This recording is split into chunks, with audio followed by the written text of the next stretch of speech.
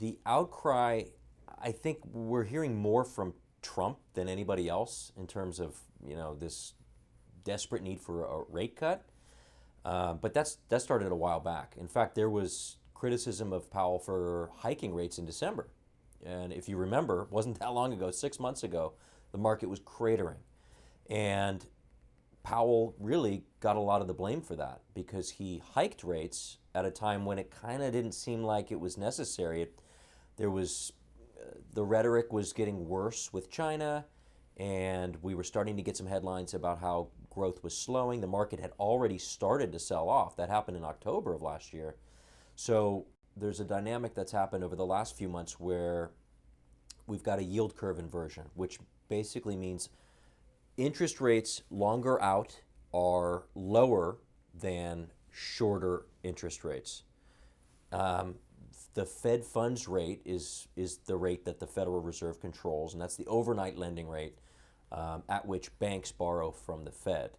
If that rate is higher than, let's say, the 5 or 10-year US Treasury, the yield curve is considered inverted. And that's not typically a good sign because banks like to make money when they lend it out. And if you're actually paying money to lend somebody money, you're not going to have as much incentive to do it.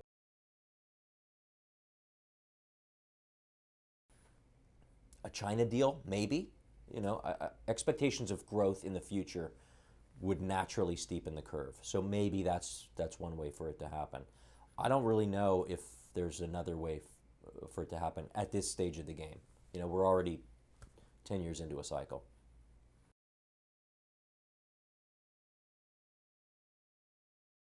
I think a big part of the equity returns that you referenced being double digits is not necessarily that it's been a strong year for equities. I think it's that the fourth quarter of last year was so bad.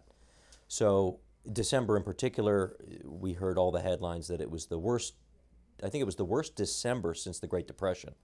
And it was the worst single month in the market since the Great Recession, or whatever you call 2008, 2009.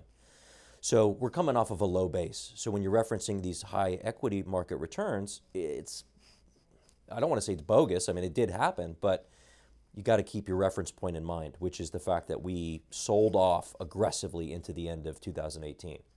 So if you really want to be a little bit more thorough in your analysis, I think you would go back further, either to the beginning of the fourth quarter of last year, to the end of September or early October, or maybe even all the way back to the beginning of 2018. And I don't have it in front of me, but my guess is that bonds have outperformed equities if you went back to the beginning of 2018.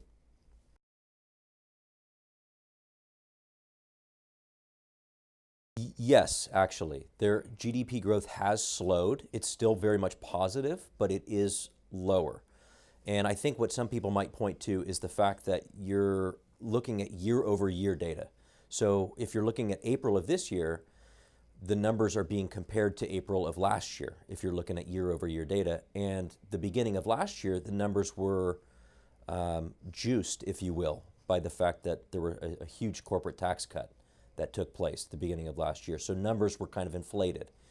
So there's a couple different ways to look at it. You could look at it as growth is slowing, or you could look at it as, well, we're comparing to a very high growth rate early 2018, which was sort of the anomaly because growth really hadn't been very high in 2017 or leading up to the tax cut. So it was sort of a quarter or two of front-loaded growth that we're comparing to.